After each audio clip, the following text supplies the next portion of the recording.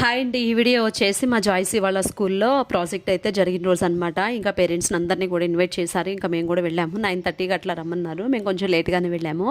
ఈ క్లాస్ వచ్చేసి మా జాయ్సీ వాళ్ళ క్లాస్ అండి. ఇంకా పిల్లలందరూ కూడా భలే ప్రాజెక్ట్స్ అయితే చేపించి తీసుకొచ్చారు. అంటే ఇక్కడ చాలా వరకు పేరెంట్స్ కష్టమే కదా. మా జాయ్సీని అడుగుతుంటే ఇంకా చెప్తూనే చాలా సిగ్గుపడిపోతుంది అనమాట. తనవి చూపించమంటే చూపిస్తుంది, షేప్స్ అన్ని అడుగుతుంటే చెప్తుంది. ఇంకా అన్నీ కూడా అంటే nursery, LKG, UKG, first second classes అన్ని క్లాసెస్ ఇవి చూడమన్నారు. ఇంకా అందరివి చూస్తూ వచ్చాము.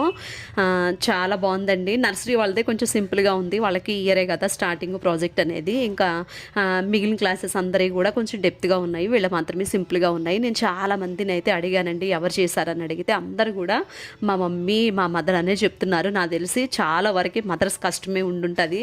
అఫ్కోర్స్ ఫాదర్స్ కూడా చాలామంది ఉండుంటారు. నేను అడిగిన వాళ్ళైతే చాలా వరకు మదర్స్ అని చెప్పారు. నిజంగా పిల్లలకి ప్రాజెక్ట్ అంటే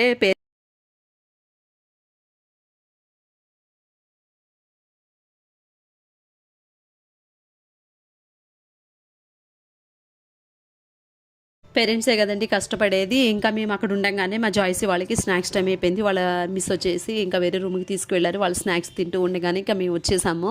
వస్తూ దారిలో మేము కూడా టిఫిన్ తిన్నామండి. తిన్న తర్వాత జెన్సీని కటింగ్ వేస్తానని చెప్పి షాప్కి తీసుకువెళ్ళారు వాళ్ళ డాడీ.